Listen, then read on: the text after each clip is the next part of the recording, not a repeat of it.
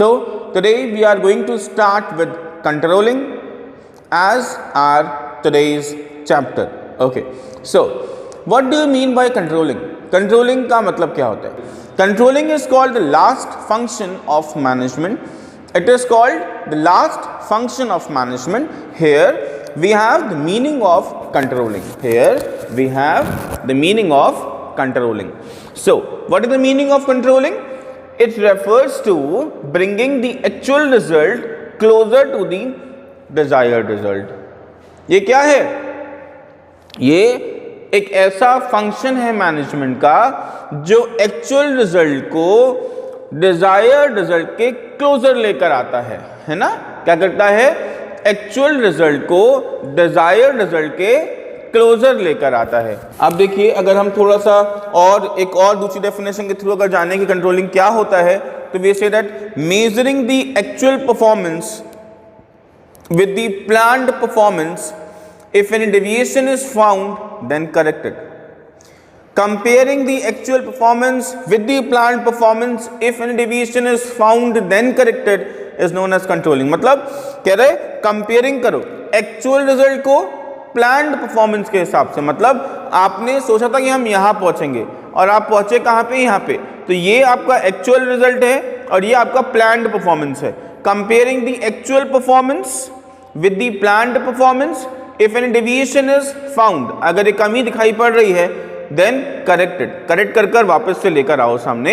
यही कंट्रोलिंग है. तो controlling means comparing the actual performance with the planned performance. If any deviation is found then corrected is known as controlling. इसमें हम क्या बोलेंगे? Controlling बोलेंगे. ओके, नाउ अब हम बात करते हैं अपने इंपॉर्टेंस ऑफ कंट्रोलिंग की. अकम्प्लिशिंग ऑर्गेनाइजेशनल गोल. कंट्रोलिंग हमें हेल्प करता है अकम्प्लिश करने में ऑर्गेनाइजेशन के गोल को. क्यों? क्योंकि कंट्रोलिंग करी किसके लिए जा रही है? प्लानिंग के लिए. जो हमने प्लानिंग करी, क्या हम वहां तक पहुंच पाए? नहीं पहुंचे, तो अब पहुंचेंगे. तो क्या कहलाता है? अकम्प्लिशिंग ऑर्गेनाइजेशनल गोल, जो ऑर्गेनाइजेशनल गोल को अकम्प्लिश करने में हेल्प करता है. नेक्स्ट है judging accuracy of standards. What is that judging accuracy of standards? Judging accuracy of standard का मतलब है क्या हमने जो आपका स्टैंडर्ड बनाया था, ये जो प्लान परफॉर्मेंस जो बनाई थी, क्या ये सही है? क्या एक इंटेलिजेंट वर्कर यहां तक पहुंच पाएगा? क्या ये सच में पॉसिबल था? इसको चेक करना कहलाता है जजिंग एक्यूरेसी ऑफ स्टैंडर्ड. मतलब जैसे होता है ना, टारगेट तो कुछ भी बना दिया, हवा में फेंक के कुछ भी बना लो. टारगेट आपने कुछ भी बना लो, लेकिन ऐसा नहीं है. यहां पे वो कह रहा है कि आपने टारगेट तो बनाया, लेकिन आप ये बताओ क्या वो टारगेट सच में अचीव करने लायक था? वो अचीव हो पाएगा?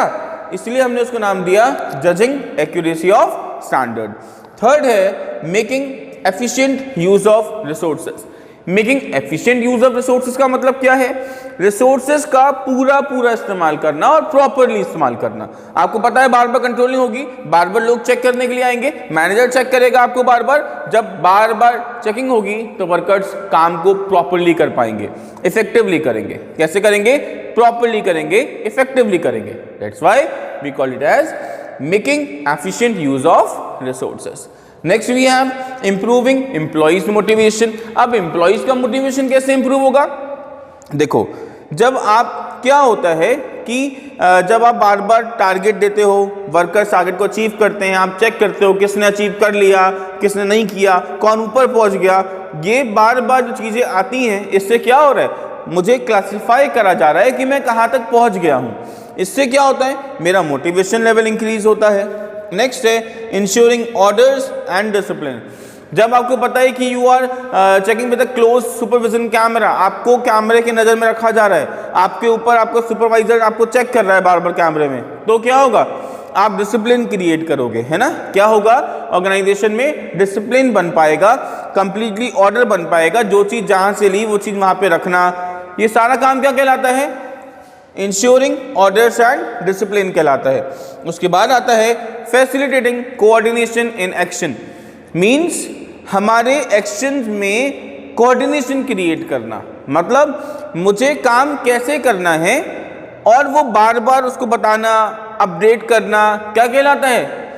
Ensuring facilitating coordination in action, जो हमारे एक्शन में कोऑर्डिनेशन क्रिएट करता है और जो हमें बताता है कि हमें ऐसे ऐसे काम करते चलना है। आप जो काम कर रहे हो उसको बार बार कोई क्लोज सुपरविजन कैमरा से चेक कर रहा है या आपके ऊपर खड़े होकर चेक कर रहा है, जिसकी वजह से क्या होता है, आप फैसिलिटेट होते हो। किससे फैसिलिटेट होते हो? कोऑर्डिनेशन इन एक्शन से। मतलब आपके एक्शंस और उनके एक्शंस को मिलाया जाएगा, तभी क्या हो पाएगा, हम अपने गोल तक पहुंच पाएंगे। इसे हम क्या बोलते हैं? कंट्रोलिंग। आज हम लोग अपने कंट्रोलिंग का लास्ट टॉपिक पढ़ने जा रहे हैं, जो है process of controlling, means steps of controlling. बहुत ही ज़्यादा इम्पॉर्टेंट टॉपिक है ये for the examination point of view, so be sure that you all are able to see it properly, right? So my dear students, just see here we have a process for controlling. Here the first step is called setting performance standards. Second is measurement of actual performance. Third is comparison of actual performance with the planned performance. And the fourth is analyzing deviations. And the last is taking corrective actions.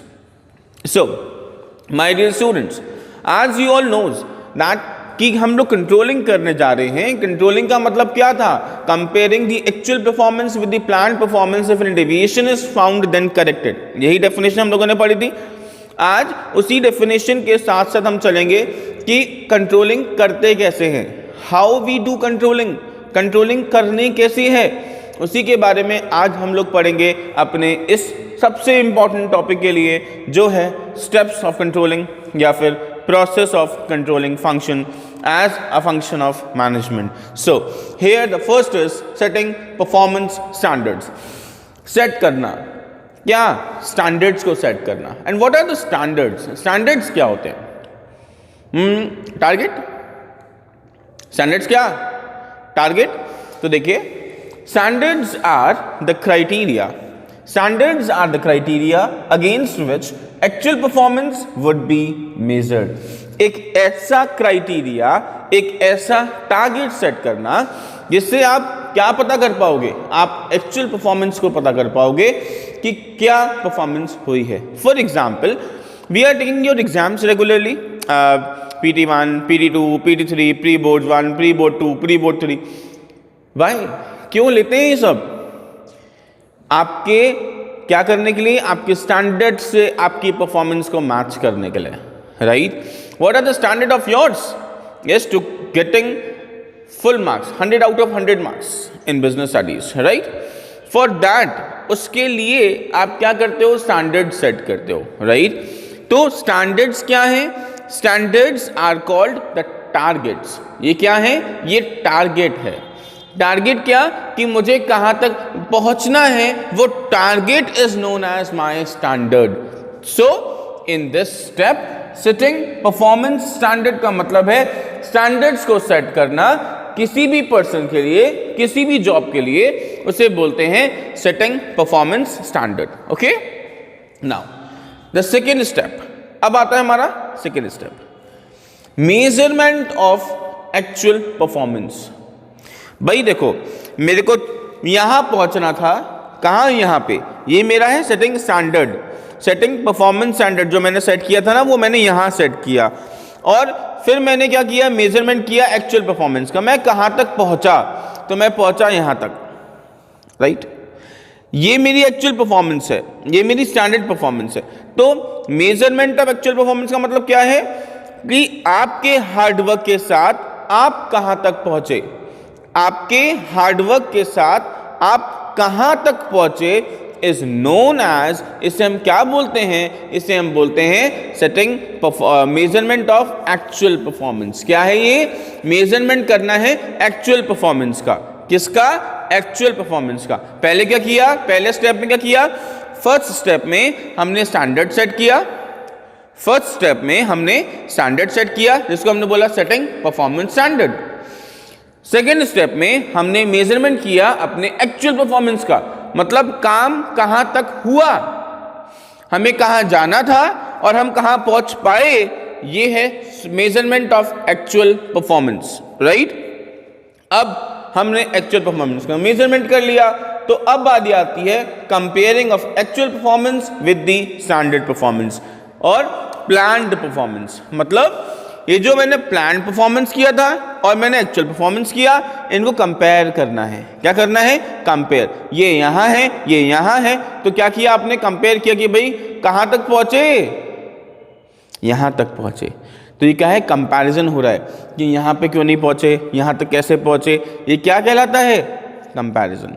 तो we are learning that is called the here it means to reveal the deviations between actual and desired result। actual और desired result के बीच में क्या deviation आया, ये वाला area, ये area देख रहे हो आप, ये एरिया को हम डेविएशन बोलेंगे। तो कंपैरिजन में हमने फाइंड किया कि कितनी चीजें रह गई, ये गैप कितना रह गया, ये फाइंड करा हमने। कहां पर?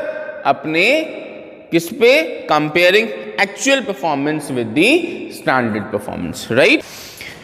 उसके बाद हम लोग पहुंचे एनालाइजिंग डेविएशन, मतलब की एरियाज, कहां पर ये जो आपने कंपैरिजन करा, पता लगाया कि ये जो कमी आई है, ये कमी कैसे आई, ये कमी हुआ कैसे, क्या गलतियां हो गई थी। एनालाइजिंग डेविएशन कौन सा स्टेप? Fourth step. कौन सा स्टेप है हमारा? फोर्थ स्टेप है। कहता है क्या करो?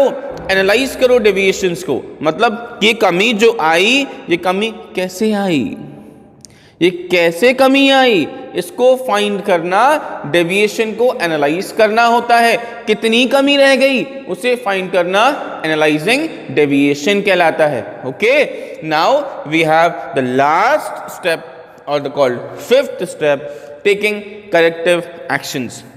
असाइनमेंट ऑफ एडिशनल वर्कर्स, मतलब जैसे मैं यहां तक पहुंच पाया, पहुंचना यहां तक था, तो यहां तक क्यों नहीं पहुंच पाया, ये तो मैंने डेविएशन में पता लगा लिया। फोर्थ स्टेप जो था एनालाइजिंग डेविएशन, उसमें तो मैंने पता लगा लिया ना कि मैं यहां पे क्यों नहीं पहुंच पाया, है ना। अब टेकिंग करेक्टिव एक्शन का मतलब क्या है कि अब मैंने क्यों नहीं पहुंच पाया, तो मुझे पता पड़ा कि मेरे पास वर्कर की शॉर्टेज थी, काम पूरा नहीं हो पाया, तो मैंने एडिशनल वर्कर्स लगाए, एडिशनल वर्कर लगा काम कराया और मैं यहां तक पहुंच गया। तो ये क्या है? Taking corrective actions. एक बार फिर चलते हैं, फटाफट से क्योंकि रिकैप लेते हैं, है ना। देखो, सबसे पहला सेटिंग परफॉर्मेंस स्टैंडर्ड। सबसे पहले स्टैंडर्ड सेट करना है, परफॉर्मेंस स्टैंडर्ड सेट करना है, मतलब कहां तक पहुंचना है, उसके स्टैंडर्ड्स को सेट करना क्या कहलाता है? सेटिंग परफॉर्मेंस स्टैंडर्ड कहलाता है, ठीक है, मतलब टारगेट सेट करना, ठीक है। उसके बाद हमने सेकंड पढ़ा measuring the actual performance. Measuring the actual performance मतलब आपका स्टैंडर्ड यहां तक था, आप पहुंचे कहां तक, ये देखना मेजरिंग एक्चुअल परफॉर्मेंस कहलाता है। क्या कहलाता है? Measuring actual performance. अब आपने ये भी पता लगा लिया स्टैंडर्ड क्या है, कहां तक पहुंचे ये पता लगा लिया, अब दोनों कंपेयर करना। क्या? दोनों कंपेयर करना। क्या? कंपैरिजन मतलब डेविएशंस फाइंड करना, है ना। क्या फाइंड करना? डेविएशन, गलतियां क्या हैं वो फाइंड करना। ये हो गया हमारा comparing actual performance with the planned performance. इसके बाद क्या था? उसके बाद था एनालाइजिंग डेविएशंस। इन दोनों के बीच में जो कमियां रह गई वो क्यों हुई, क्या वजह थी उसकी, वो डेविएशन आया कैसे, ये पता लगाया हमने अपने फोर्थ स्टेप में, कॉल्ड एनालाइजिंग डेविएशंस, राइट। अब ये भी खत्म हो गया, हमने पता लगाया कि वर्कर की कमी थी, वर्कर्स नहीं थे, वर्कर का शॉर्टेज चल रहा था, या फिर रिसोर्सेज की कमी थी, रिसोर्सेज नहीं थी। ये सारी जो चीज़ें हैं ये हमें किस में पता पड़ेंगी? एनालाइजिंग डेविएशन में। हमने एनालिसिंग किया किसका? डेविएशंस का, है ना। आफ्टर एनालिसिस हम कहाँ पहुँचे? हम पहुँचे लास्ट स्टेप पे कि taking corrective actions. Taking corrective actions, taking corrective actions मतलब अपने यहाँ थे, हमको यहाँ पहुँचना है, तो हमने डेविएशन पता लगाया कि वर्कर नहीं थे, हमने वर्कर लगाए और वर्कर लेके आए, एडिशनल वर्कर्स बाहर से लेके आए, काम कराया और कहाँ तक पहुँच गए? यहाँ तक। तो क्या हुआ? हमने अपने आप को कहाँ तक पहुँचाया? हमने अपना खींच कर हम पहुँचे कहाँ पर? अपने ऑब्जेक्टिव के लिए, है ना। और कहाँ तक पहुँच गए? ऑब्जेक्टिव को अचीव कर लिया। यही कहलाता है हमारा कंट्रोलिंग का प्रोसेस। तो क्या क्या स्टेप्स हुए? First step setting performance standard, second measuring of actual performance, third comparison of actual performance with the planned performance, fourth analyzing of deviations, क्या analysis of deviation, and the fifth is taking corrective actions. Fifth क्या है?